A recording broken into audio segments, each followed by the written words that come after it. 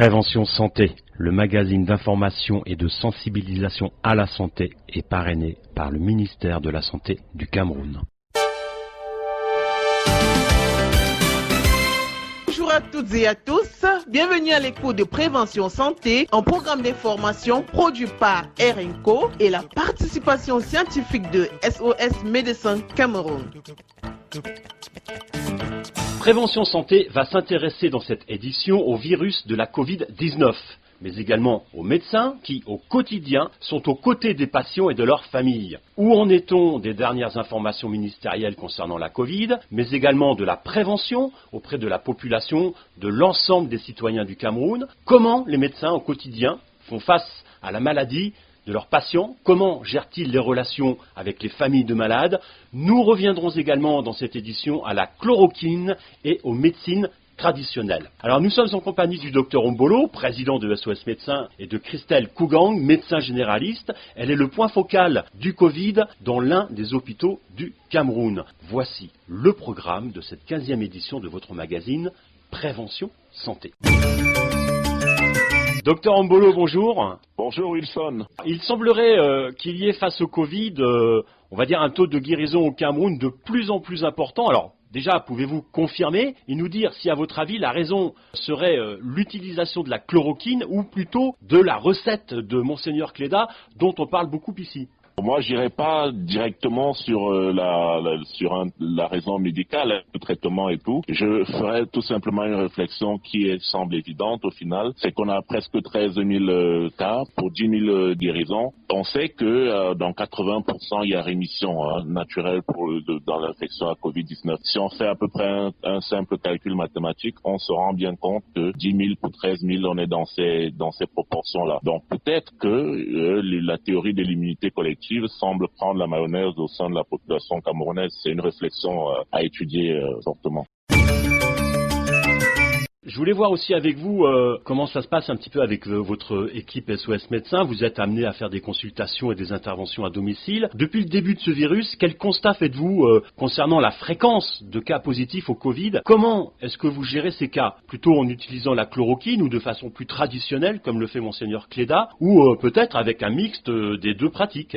Expliquez-nous. Alors la fréquence est plutôt constante des nouveaux cas de Covid-19. Généralement, on travaille avec les centres agréés de référence pour le traitement. Mais alors, ce qu'il faut savoir, c'est que nous avons beaucoup plus des cas légers à modérés, ce qui fait qu'en réalité, nous sommes plus penchés vers la surveillance clinique, vers un traitement, j'allais dire, plutôt conservateur avec une abstention thérapeutique concernant la chloroquine ou, je sais pas trop, le médicament de Monseigneur Cléda. Et donc, ça semble marcher au sein de la population, les gens guérissent, il y a des rémissions complètes sans aucune autre forme de complication. Docteur Ombolo, merci. Nous allons à présent continuer cette émission avec une autre praticienne qui au quotidien est également au contact des patients et de leur famille.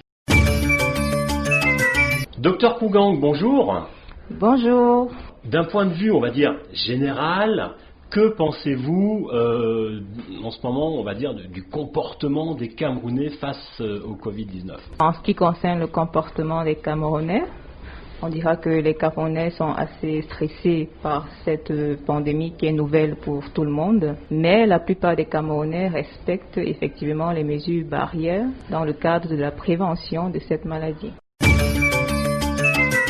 Où en est-on justement du pic de la Covid-19 au Cameroun? Ce pic, à votre avis, il est prévu pour quand ici? Donc on ne peut pas donner une estimation de l'atteinte de ce pic. Et en plus, en Afrique en général, il y a moins de cas, environ 300 000 cas en Afrique, sur 10 millions dans le monde. Le ministère de la Santé publique du Cameroun a élaboré un plan de préparation à la Covid-19 avec des laboratoires nationaux de référence et des centres d'isolement. Pouvez-vous nous parler de ces centres d'isolement et de traitement qui existent au Cameroun? Au Cameroun, le ministère de la Santé publique a tout mis en œuvre pour que dans chaque région, il y ait au moins un centre d'isolement et de prise en charge des cas. Donc dans ces centres d'isolement, le malade est très bien reçu. Il y a même des psychologues qui contribuent à la prise en charge psychique des malades. Donc, ils sont reçus et on établit même des scores diagnostiques si possible. Et en fonction de ces scores et de l'état clinique du patient, on décide si le patient peut être pris en charge à domicile ou isolé dans ces centres.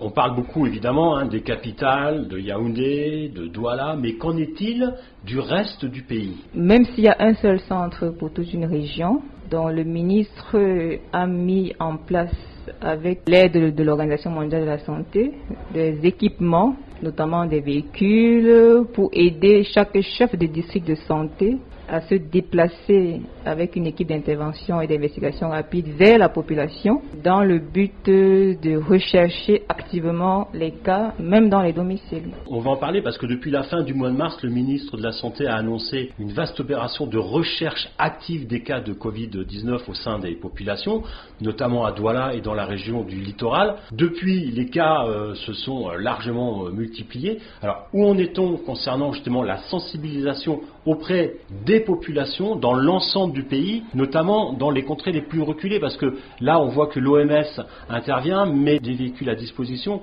mais le Cameroun est quand même vaste. Est-ce qu'on a réussi à ce jour à couvrir l'ensemble de la population, notamment dans les endroits les plus reculés? Et je parle des endroits où aujourd'hui c'est compliqué d'intervenir, je parle de l'extrême nord par exemple.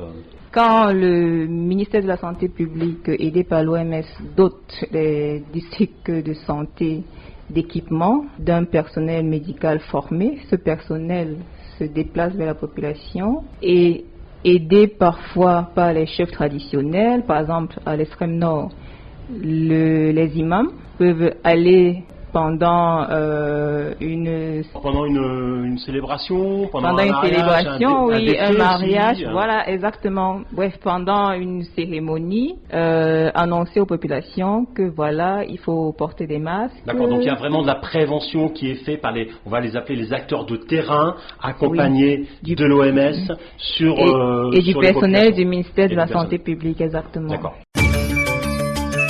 Docteur Kougang, pouvez-vous nous faire part de votre quotidien, parce que vous êtes à l'hôpital, est-ce que vous pouvez nous parler de votre relation avec les malades, mais aussi les liens que vous avez avec leur famille? Là où je travaille, quand un malade arrive, déjà il y a un personnel qui l'accueille dès l'entrée de l'hôpital et qui lui dit il faut se laver les mains, il faut porter son masque.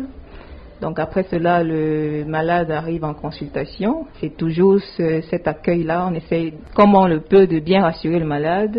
Et après l'avoir rassuré, on fait une consultation médicale normale.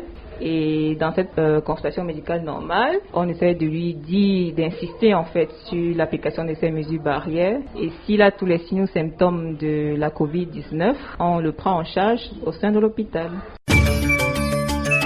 On le sait, cette situation est inédite pour tout le monde sur notre planète. Docteur Kougang, peut-on déjà faire un premier bilan? Pouvez-vous nous dire ce que ce virus vous aura appris de votre métier, de l'urgence d'une situation de guerre mondiale et de l'être humain? Je veux dire quelque chose de très simple. Dans la prévention et le contrôle des infections, il y a quelque chose que beaucoup de médecins malheureusement n'appliquent pas, c'est le lavage des mains. Et dans le cadre de la Covid, c'est le premier moyen de lutte contre cette maladie. C'est la première mesure barrière à faire, se laver les mains. Donc cette pandémie nous a en fait appris qu'il faille vraiment insister sur ce côté-là, bien se laver les mains avant de voir un malade, bien se laver les mains avant de toucher un liquide biologique, etc. Dans le lavage des mains. Dans votre pratique, et j'ai envie de dire dans votre rapport à l'autre, le rapport à l'humain, bon, vous êtes un jeune médecin, qu'est-ce que ça vous aura appris de ces rencontres avec des malades dans des situations d'urgence ici, peut-être aussi? Je dirais que ça a renforcé en fait notre relation avec les malades parce qu'on est plus empathique, on est plus proche des malades parce que nous avons constaté que la prise en charge médicamenteuse de ces malades ne suffit pas. Il y a le côté psychologique qu'il faut gérer. Donc s'il faut aider le malade à gérer son stress, parce que c'est nouveau, beaucoup de gens ont peur de ce que se disent dans les médias, les réseaux sociaux. Donc nous, personnel médical, on doit être au premier plan dans la gestion du stress chez ce malade. Donc on doit être plus proche du malade pour un meilleur traitement. On va parler d'un autre sujet. A-t-on à ce jour assez de chloroquine pour soigner les Camerounais, parce que ça a été une question aussi d'actualité, et l'utilisation, on va dire, de traitements traditionnels serait-il envisageable? Assez de chloroquine, je dirais oui, parce que jusqu'ici, aucun malade ne s'est plaint de n'avoir pas reçu le protocole complet de traitement validé par la commission scientifique. Parlant des malades qui sont bien sûr en isolement dans les centres, aucun malade ne s'est plaint de l'absence de chloroquine, d'azithromycine, de zinc, de vitamine C, etc., qui est justement le traitement qui a été validé par la commission scientifique. Maintenant, le deuxième volet... La deuxième question, c'est plutôt sur l'utilisation de traitements traditionnels. On voit aujourd'hui, on entend des choses là-dessus. Est-ce qu'à un moment donné, vous, en tant que médecin, vous pensez que c'est quelque chose d'envisageable aujourd'hui pour soigner la Covid-19 au Cameroun? À mon avis, oui. La pharmacopée traditionnelle est envisageable à une seule condition, que ceux qui détiennent cette pharmacopée traditionnelle se rapprochent du ministère de la Santé publique pour que des études soient faites sur l'efficacité de ce traitement et la non-toxicité également de ce traitement. Mais c'est envisageable. D'accord, ça veut dire qu'il faudrait suivre tout un protocole, un de non-toxicité et deux de mise sur le marché qui risque, cela dit, donc de mettre du temps. Du temps, malheureusement. Et de l'argent. Et de l'argent, malheureusement, mais je pense que le ministère est prêt à tout faire pour cela. Docteur Kougang, merci à vous pour toutes ces précieuses informations que vous venez de nous livrer. Alors, une dernière question avant de vous laisser repartir auprès de vos malades.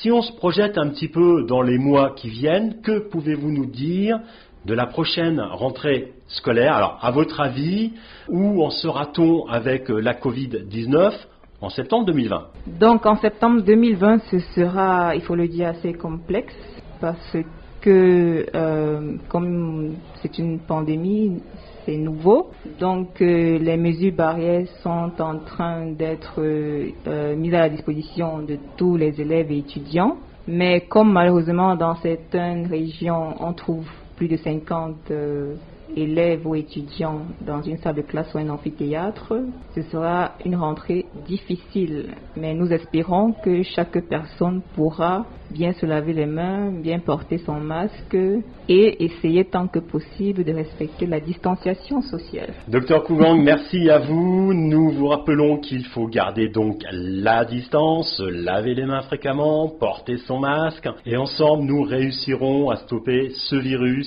si nous restons vigilants et attentifs comme nous venons de l'entendre de la part du docteur Kougang. Prévention santé, c'est fini pour aujourd'hui. Je vous remercie de votre attention. À bientôt. Ciao.